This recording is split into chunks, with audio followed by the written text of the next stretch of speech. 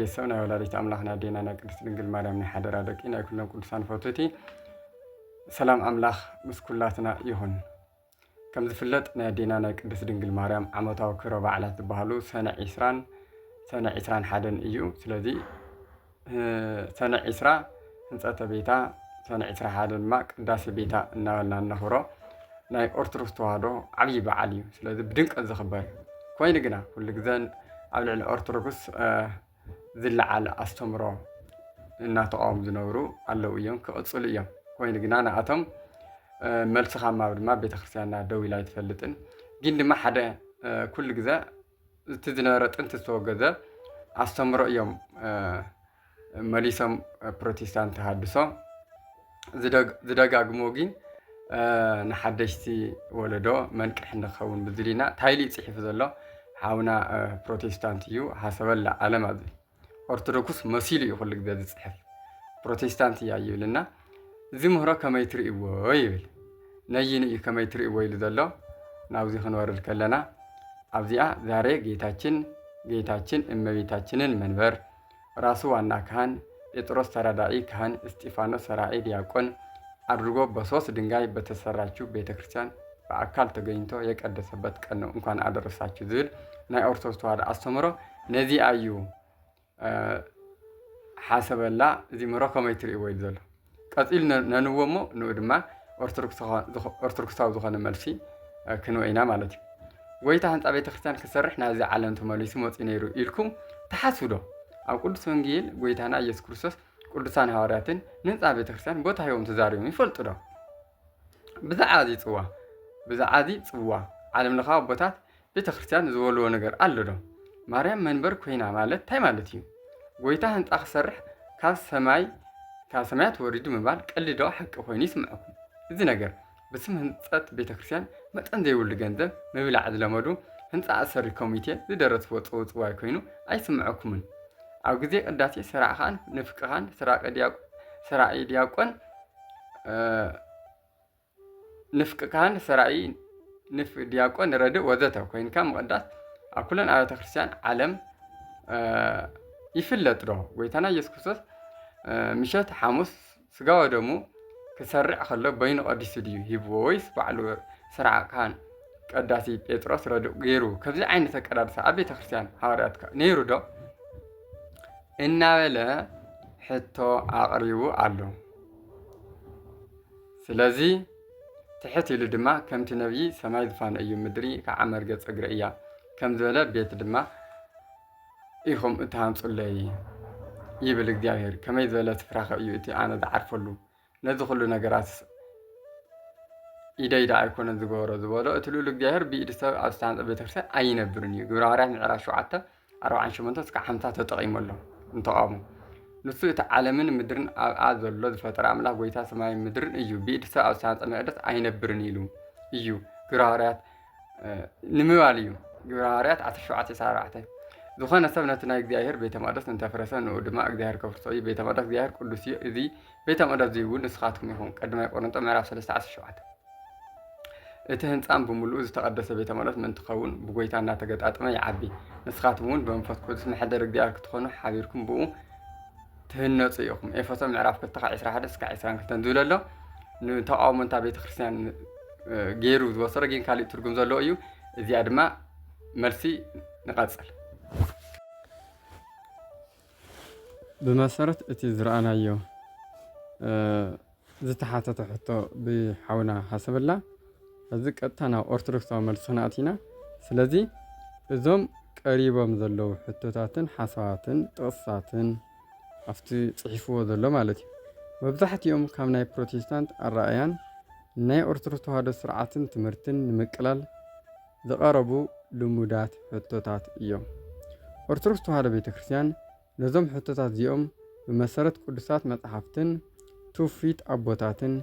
عميق مشتراو ترجماتن إيا تملتهم نظام حتوتات ببحادة بقدم صعب أرثوذكس ملسي اسكنهبو وطرح هذا افتتاحات تحطه مالتي ويتا هنصا بيت خرسان كسرح نابزي عالم تماليسو مصي نيرو إلكم لو تحاسو إلكم تحاسو دو إلى الله ኦርቶዶክሳዊ መልሲ ድማ እወ እዩ። ምክንያቱ ጎይታናን መድሓኒትናን ኣምላኽናን ኢየሱስ ክርስቶስ ናብዚ ዓለም ዝመፀሉ ቀንዲ ዕላማ ንደቂ ሰባት ካብ ኃጢአትን ሞትን ንምድሓን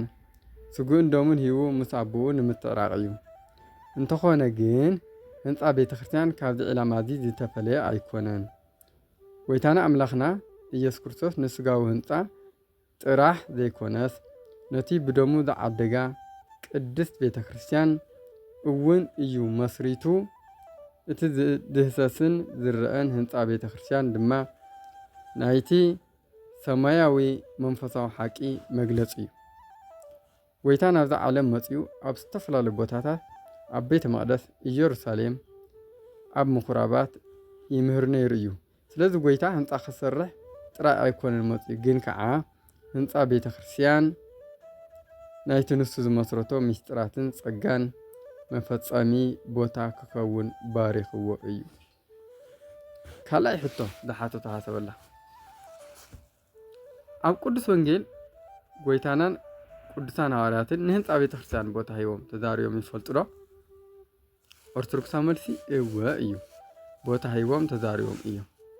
ንርአ መጀመርያ ጎይታና እንታይ በለ? ጎይታና ኢየሱስ ክርስቶስ ነቲ ስጋዊ ቤተ መቅደስ ቤተይ ቤተ ጸሎት ይስመ። እቲ ህንፃ ቤተ መቅደስ ማለት እቲ ህንፃ ስጋዊ ኢልዎ ዘሎ ንብሎ ዘለና ማለት እዩ። ማቴዎስ ምዕራፍ 21 ቁጥሪ 13 ብምባል ክብሪ ሂብዎ እዩ እቲ ህንፃ ቤተ ክርስቲያን። ነቶም ኣብኡ ዘይግባእ ንግዲ ዘካየዱ ዝነበሩ ድማ ብመግረፊ ኣሳጒግዎም እዩ። እዚ ህንፃ ቤተ መቅደስ ክሳዕ ክንደይ ቅዱስ ምዃኑ ዘርኢ እዩ። ቅዱሳን ሐዋርያት ኣቦታትና ድሕሪ ዕርገት ጎይታናን ኣምላኽናን ኢየሱስ ክርስቶስ ምውራድ መንፈስ ቅዱስን ሐዋርያት መሕደሪ መጸለይ ስጋዊ ደሙ ዝሰርዑሉን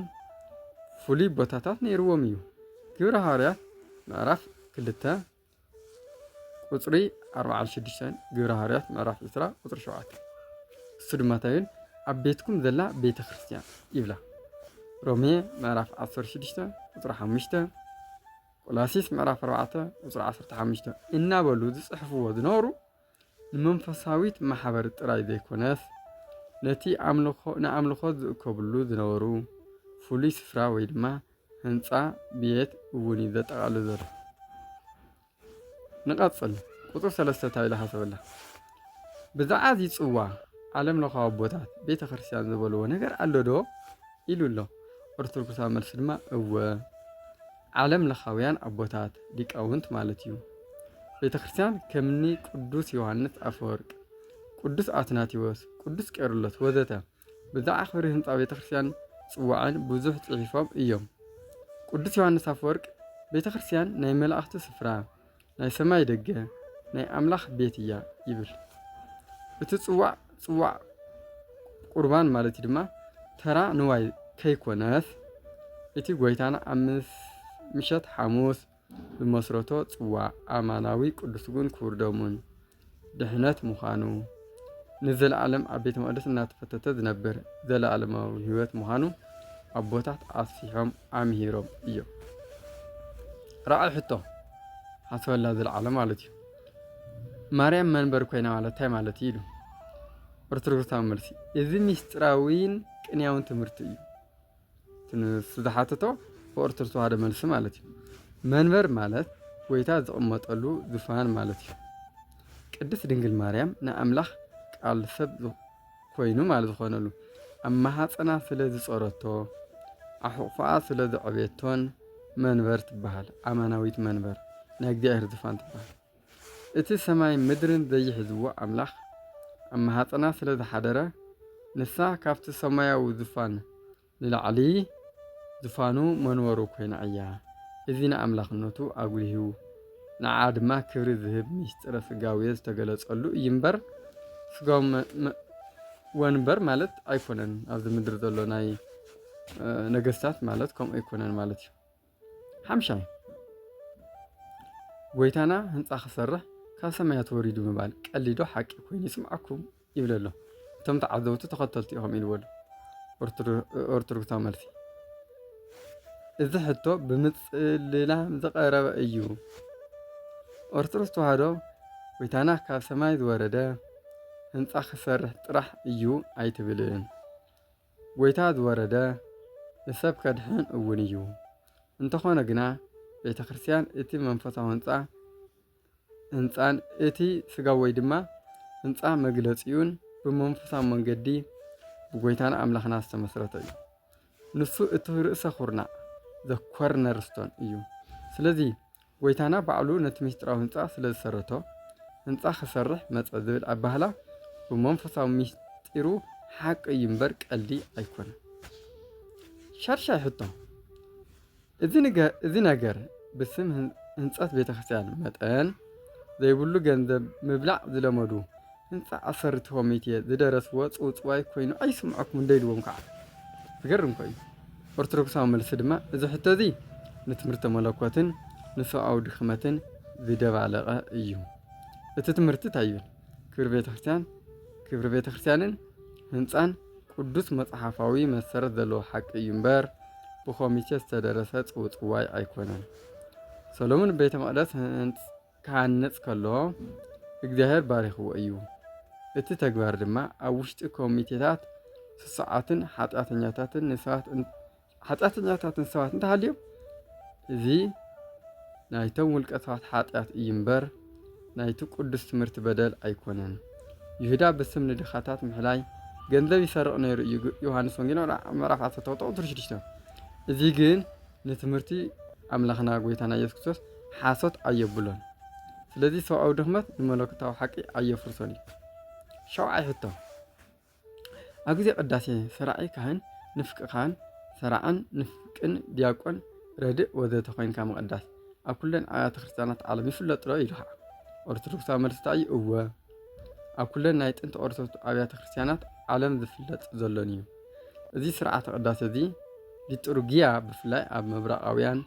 ሻራኽቲ ኣብያተ ክርስቲያናት ኦሪየንታል ኤንድ ኢስተርን ኦርቶዶክስ ዝበሃል ማለት እዩ ከም ግብፂ ሶርያ ህንዲ ኣርሜንያ ግሪክን ሩስያን ብተመሳሳሊ ደረጃ ናይ ክህነት ጳጳስ ቀሲስ ዲያቆን ተኸፋፊሉ ዝፍፀም ስርዓት እዩ ሻምናይ ሕቶ ጎይታና ኢየሱስ ክርስቶስ ምሸት ሐሙስ ስጋ ወደሙ ክሰርዕ ከሎ በይኑ ቀዲስ ድዩ ሂቦም ወይ በዓል ስራዕ ቀሺ ጴጥሮስ ረድእ ገይሩ ከምዚ ዓይነት ኣቀዳስራ ኣቀዳድሳ ኣብ ቤተ ክርስቲያናት ሃዋርያት ከ ነይሩ ዶ ኢሉ ኣሎ ኦርቶዶክሳዊ መልሲ እዩ እዩ ጎይታና ኢየሱስ ክርስቶስ ሊቀ ካህናት እዩ ኣብ ምሸት ሐሙስ ምስጢረ ቁርባን ክሰርዕ ከሎ ንሱ ባዕሉ መስዋዕት ኣቅራቢ ባዕሉ መስዋዕቲ ተቐባሊ ኮይኑ እዩ ዝሃቦም ሃዋርያት ግና ተቐበልቲ መገብቲ ነይሮም ድሕሪ ትንሳኤን ዕርገትን ግን ጎይታና ነቲ ናይ ክህነት ስልጣን ሃዋርያት ሂብዎም እዩ ዮሃንስ ወንጌል ምዕራፍ 20 ካብ 22-23 ሃዋርያት ከዓ እዚ ስርዓት እዚ ክፍፅሙ ከለዉ ብሓባር ኮይኖም የማንን ፀጋምን ቆሙ ነይሮም ግብረ ሃዋርያት ምዕራፍ 2 እቲ ሕጂ ዘሎ ስርዓት ቅዳሴ ሰራዒ ንፍቅ ወዘተ ብሃዋርያትን ብሰዓብቶም ኣቦታትን ከም ቅዱስ ያዕቆብ ሓው ንግዚ ቅዱስ ማርቆስ ብመንፈስ ቅዱስ ተመሪሖም ነቲ ጎይታ ዘርአዮም ምስጢር ብስርዓት ንምፍፃም ዝሰርዕዎ እምበር ካብ ወፃኢ ስኺሉ ዝመፅእ ኣይኮነን ቁጥሪ 9 ተጠቕሞ ጥቕስ ኣሎ ነቶም ቀሪቦም ዘለዉ ጥቕስታት ግብረ ሃዋርያት ምዕራፍ 7:48-50 ግብረ ሃዋርያት ምዕራፍ 17 ቁጥሪ 24 ቀዳማይ ቆሮንቶስ ምዕራፍ 3 ቁጥሪ 17 ኤፌሶን ምዕራፍ 2:21-22 ብኸመይ ንርድኦም ኢሉና እዞም ጥቕስታት እዚኦም ናይ ፕሮቴስታንት ኣመንቲ ህንፃ ቤተ ክርስቲያን ኣየድልን እዩ ንምባል ዝጥቀምሎም ልሙዳት ጥቕስታት እዮም ኦርቶዶክሳዊ ተዋህዶ ትርጉሞም ግን ከም ዝስዕብ እዩ እቲ ልዑል እግዚኣብሔር ብኢድ ሰብ ኣብ ዝተሃንፀ ቤት ኣይነብርን እዩ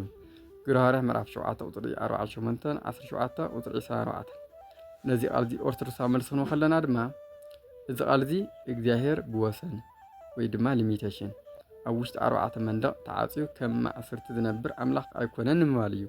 ንሱ ሙሉእ ባህሪ እዩ ሰማይ ምድርን ዝመልአ እዩ ኣይሁድ ግና ኣምላኽ ኣብዛ ቤተ መቅደስ ጥራይ እዩ ዘሎ ካብኣ ወፃኢ የለን ዝብል ፀቢብ ኣተሓሳስባ ነይርዎም ቅዱስ እስጢፋኖስን ቅዱስ ጳውሎስን ነዚ ጌጋ እዚ ንምእራም እዮም ተዛሪቦም እንተዘይኮነ ግን እግዚኣብሔር ኣብቲ ንሱ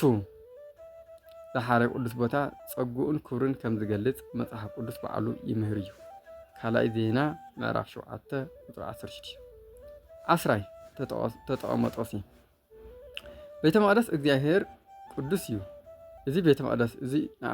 ንስኻትኩም ኢኹም ይብል ቀዳማይ ቆሮንቶስ ምዕራፍ 3 ቁጥሪ 17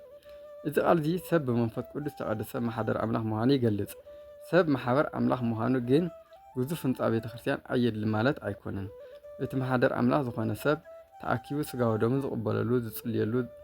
ዝቕደሰሉን ፍሉይ ቦታ የድልዮ እዩ። እቲ ሓደ ነቲ ሓደ ኣየጥፎን እዩ። ንሕና መንፈሳዊ መቕደስና እቲ ህንፃ ድማ ነቲ ናይ ኣምልኾ መፈጸሚ ቅዱስ ቦታ እዩ። 11